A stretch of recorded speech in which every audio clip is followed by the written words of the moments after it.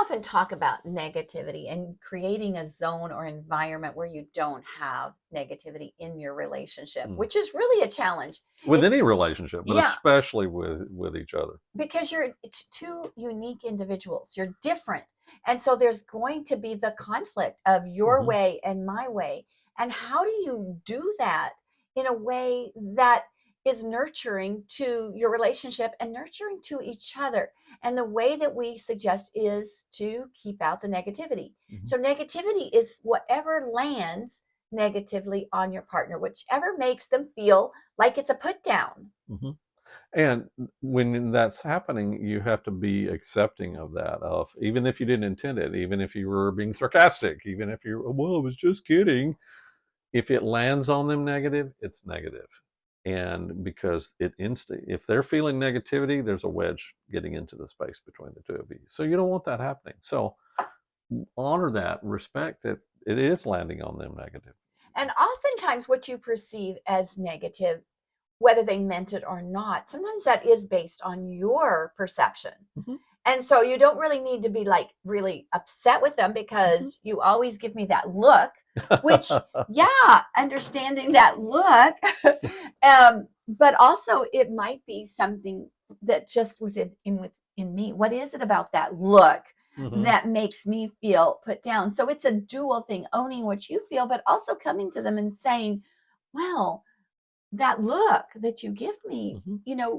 really makes me feel like you are trying to be better than me, and that Hmm. you're criticizing me, and then thinking that there's something wrong with me, and that you're being a parent to me, which isn't a good thing for our No. relationship. And so by coming up with, that in a non-judgmental way, not judging myself for feeling this way, Hmm. not judging you for what you've done because Hmm. you didn't know Hmm. until I communicated with it. And then it's something that you can work out. And we, like Harville Hendrix has kind of said, the repair can be something that's like something that's soft, and it's like just a gentle word. So you don't Hmm. have to go into like, oh my gosh, you did that thing again. Well, you gave me that look, and this reminds me of this and all of this, but you can have a word that Hmm. kind of signifies. Hmm. And our word that we use is marshmallow. Yeah. And that's our signal that we use Mm-hmm. with each other when somebody's starting to feel negative. We just kind of go, ooh, that was kind of a marshmallow. Yeah. So then when one of us says marshmallow, the other person can be curious Hmm. about, Hmm. what was a marshmallow? How can I do that different Hmm. so that it doesn't land negatively on you? Hmm. Also, too, just realizing too that not only non-verbally with looks or eye rolling or things like that, but also verbally the negativity too of, well, that was stupid, or you think that, or whatever with that too.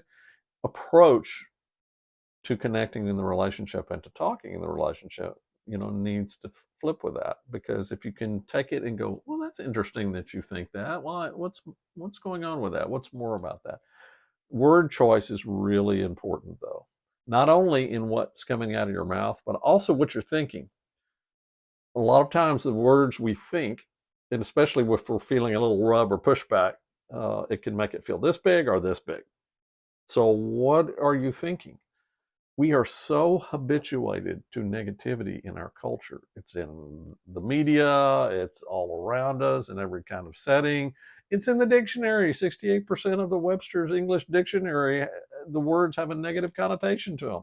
So just realize that we're so habituated to it. It's so easy to go there with that. But finding a way to keep that out of the space where you're not where your partner's not feeling criticized and they're not feeling that negativity is enormous in making you have a stronger connection between each other. And that really is an important thing. Oftentimes, I think that the negativity is often even towards yourself. If I'm Yeah. feeling insecure and I'm feeling anxious about things, then I will project that Hmm. onto you. And then so that I don't have to feel that way. And Hmm. that is really, really hard to, even if you don't own it, that Hmm. this is what's going on. Then the person's feeling put down, but then they don't even really get it. And Hmm. and it causes all this anxiety. Whereas you're just kind of like, going back to what's going on with you and owning that, it Hmm. makes a huge difference in being able to navigate this space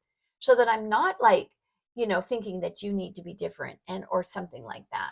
Another important thing about navigating the negativity and making sure you don't bring it in is realizing that both you and your partner are growing all the time. You're not the same way you were 5 years ago. You don't have the same belief system, probably, in lots of areas that about how life works, etc. With that too. So when you realize your partner is growing, then it's easier to go to the curiosity space and learn about, okay, where are you now with this? I mean, we do that in other areas of our relationship where we kind of have a check-in. Where are we now? Where you're at with all that? What does that look like? What do we need to tweak? What can we change? And we do that from a very proactive response. We also are very careful about using that I language. Mhm. So So why is that owning so your important? own stuff and using that I language Mm, when you communicate. It's like it's owning this is how I feel, this is how I'm, needing, this is what's going on with hmm me, is owning this and coming from, using that to come from this place of this is what I want. This is Yeah. this is the desired outcome and starting that Instead of conversation. what you don't want. Yeah, Hmm. yeah. And there's also the quote that we like, which is conflict is growth waiting to happen. So I often, bet you said that the last time you had a fight, right? so when you're experiencing this conflict, like Clay said, go to the growth. Go to, okay, what is needing to grow here Hmm. because we're having conflict? How do we come together? How do we grow together Hmm. in this? Because that's the key to staying together over the long term is growing together in all things. So why do we want to emphasize getting negativity out of your relationship? I'm going to tell you it's one of the main reasons why we've lasted 43 years in our marriage is we've learned how to do that and maneuver that and remove that as much as possible. Now, do we still do it? Yeah, we do.